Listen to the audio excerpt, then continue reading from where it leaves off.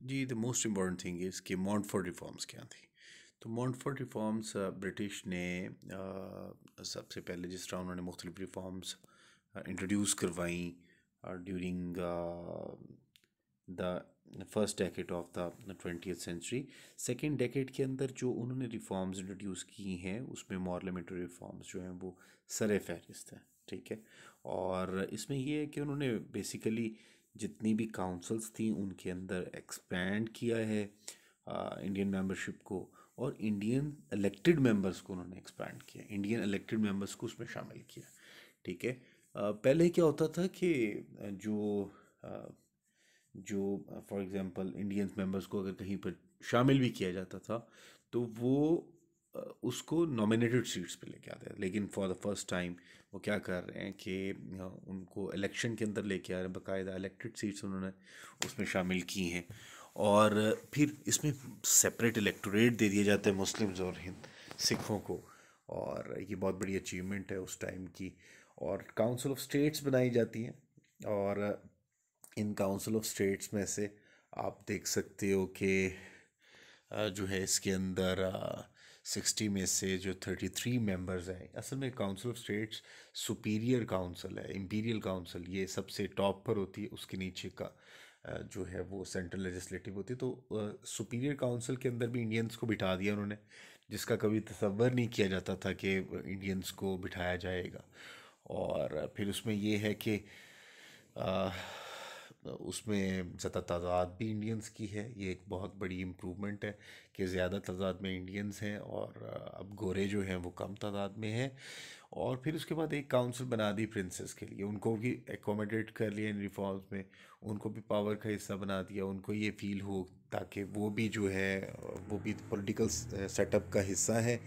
तो उनको भी एक जो है मेंबरशिप इसके अंदर उन्होंने फ्राहम कर दी।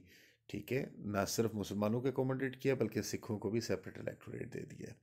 अब उसमें ये भी है कि वॉइसराय जो है वो कानून साजी की इख्तियारात रखता है, और अगर इन केस कोई प्रोविंशियल असम्बली उसकी उसकी विलिंग के अगेंस्ट, उसकी विल पावर के अगेंस्ट, और उससे इजाज़त लिए बगैर कानून बनाते हैं, तो उसके पास ये सलाहियत है कि वो उस कानून को ख़त्म कर सकता है, एलिमिनेट भी कर सकता है। ठीक है। इसमें बड़ी जो जो प्रोमिनेंट एलिमेंट है वो प्रोमिनेंट एलिमेंट है डायआर्की का। डायआर्की का प्रिंसिपल जो है वो इंट्रोड्यूस किया जाता है, और कुछ डिपार्टमेंट जो हैं वो ब्रिटिश अपने कंट्रोल में ही रखते हैं, और कुछ डिपार्टमेंट्स वो इंडियंस को दे देते हैं। जो डिपार्टमेंट उन्होंने अपने पास रखे हैं तो उनको उन्होंने रिजर्व सब्जेक्ट्स कहा, और जो उन्होंने दे दिए इंडियंस को उनको उन्होंने डेलीगेटेड सब्जेक्ट्स कहा है, डेलीगेटेड डिपार्टमेंट्स कहा है। और फिर उसमें ये है कि अ, उनको जो चीफ मिनिस्टर्स थे वो हर प्रोविंस के जो है वो हेड ऑफ द प्रोविंस होंगे, और गवर्नर जो है वो भी जो है वो एक प्रोविंस में मौजूद होगा। लेकिन इसमें एक प्रोमिनेंट बात ये कि जो गवर्नर है वो हमेशा ब्रिटिश होगा, और जो जो चीफ मिनिस्टर है वो most of the time Indians में से ही होगा, मोस्ट ऑफ द टाइम नहीं बल्कि always he will be from the Indians, जबकि गवर्नर जो है वो ब्रिटिश में से होगा। इसमें वोटिंग राइट्स उन्होंने पहली मरतबा इंडियंस को दिए, और ये वोटिंग राइट बड़े रेस्ट्रिक्टेड थे, और that was 2.5% of the total population. तो ये तकरीबन 250 मिलियन इंडियंस में से जो है ना वो आप ये देखो कि सिर्फ जो है वो 2% वोटिंग राइट्स उन्होंने दिए। और ये लोग भी जो वोट कर सकते थे इन रिफॉर्म्स के ज़रिए, इस कानून के ज़रिए, वो सिर्फ और सिर्फ वो लोग जो वो थे जो बहुत ज़्यादा या तो पढ़े लिखे थे, या बहुत इन्फ्लुएंशियल फैमिली से थे, या फिर बहुत ज़्यादा रिच थे। ठीक है। सो वोटिंग राइट्स तमाम मैसेज के लिए नहीं थे, बल्कि इट वाज रिस्ट्रिक्टेड। ठीक है। अब इंडियन रिस्पॉन्स क्या है कि कांग्रेस और जो लीग है, मुस्लिम लीग है, ये इन रिफॉर्म से बहुत ज़्यादा डिसअपॉइंट होती है, और उन्होंने इन रिफॉर्म्स को इनएडिक्वेट और अनसेटिस्फैक्ट्री और डिसअपॉइंटिंग कहा कि हम लोग हर लिहाज से इन रिफॉर्म्स को कबूल नहीं करते, और ये रिफॉर्म्स किसी लिहाज से भी काबिल कबूल हमारे लिए नहीं है, अनएक्सेप्टेबल है, एक ऐसी चीज़ है जिसको इंडियंस किसी तरह भी एक्सेप्ट नहीं करना चाहते। ठीक है। देन उसके बाद है राउलेट एक्ट, जो कि इंडिया के अंदर ऐसी एक्टिविटीज़ जिनके अंदर आज़ादी की बात की जाने लगी थी बहुत ज़्यादा हो गई थी, तो ब्रिटिश ने एक कानून इंट्रोड्यूस करवाया। और उस कानून का मकसद क्या था कि इंडियंस में किसी भी रेवोल्यूशनरी एक्टिविटी को रोका जा सके। और उसमें यह था कि कोई भी बंदा जो है, कोई भी अगर शख्स इंडियन गवर्नमेंट के अगेंस्ट साजिश करता है, तो गवर्नमेंट के पास पूरा राइट है कि वो उसको पकड़ सकती है और फिर उसको अपनी मतलूबा जो सज़ा है वो दे सकती है, उसकी प्रॉपर्टी भी ले सकती है। इस कानून के अगेंस्ट जलियांवाला बाग अमृतसर के अंदर बहुत बड़ा एहतजाज हो रहा था।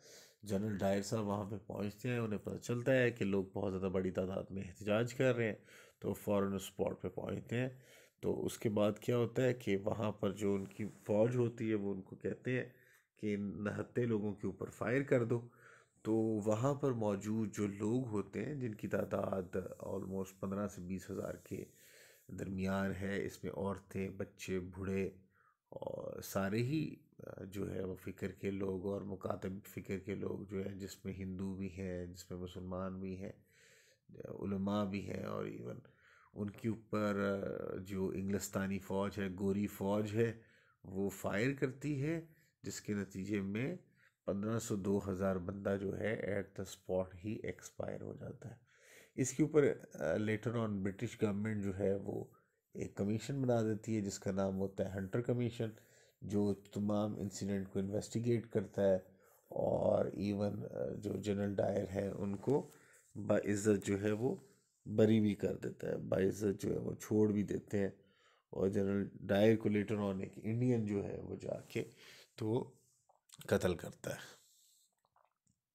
सो अब इसके बाद हम लोग बात कर लेते हैं टर्किश एम्पायर की। हम लोग तस्वीर के अंदर देख सकते हैं कि टर्किश एम्पायर जो था वो बहुत बड़ी टेरिटरी के अंदर फैला हुआ था, जो कि आप you can see on one end it is touching the Mediterranean sea, और दूसरी तरफ ये कैस्पियन और ब्लैक सी को टच कर रहा है।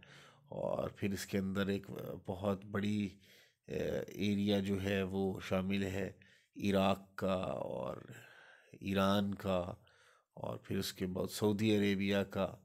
ये तमाम इलाका जात जो हैं वो इसके अंदर मौजूद हैं।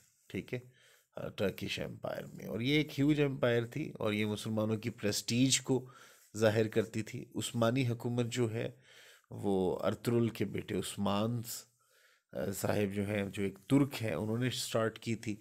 और ये अभी तक एम्पायर जो है वो बहुत स्ट्रॉन्ग बन चुकी है, बहुत स्ट्रेंथ इख्तियार कर चुकी है। और उसमें ये भी है कि like the empire had expanded to such an extent कि इसको संभालना कोई आसान काम नहीं है। दूसरी तरफ यूरोप ये चाहता है कि किसी तरह टर्किश एम्पायर को वहाँ से ख़त्म किया जाए, निकाला जाए। इसी असना में फ़र्स्ट वर्ल्ड वॉर हो जाती है, जो कि 1914 से लेके 1918 तक एंड होती है। और फाइनली बहुत सारी कौमें जो है वो इस जंग के दौरान या तो तबाह हो जाती हैं या फिर सरेंडर करती हैं। ठीक है, so this is how the war took place. और इसमें ये है कि मुसलमानों ने इस फर्स्ट वर्ल्ड वॉर में भरपूर साथ दिया, लेकिन वो तुर्की के ख़िलाफ़ ना लड़े। और उनकी उम्मीदें अंग्रेज़ों से ये थी कि अंग्रेज़ अपने वादे को निभाएंगे, चूँकि मुसलमानों के साथ उन्होंने वादा कर रखा था कि वो टर्किश एम्पायर को जो है वो नुकसान नहीं पहुंचाएंगे। लेकिन अंग्रेज़ों ने एक जो है वो एग्रीमेंट साइन कर ली है, एक ये इकरारनामा है कि जी हम जर्मनी को भी जो है वो सज़ा के तौर पर तकसीम करेंगे, तो हम इंडिया को भी जो है इसी सज़ा के तहत तकसीम भी हम इंडिया के वो लोग लाइक हम तुर्की को तकसीम करेंगे। चूँकि तुर्की was the second country after Russia के जिसने वर्ल्ड पावर्स के अगेंस्ट जो है वो स्टैंड लिया है।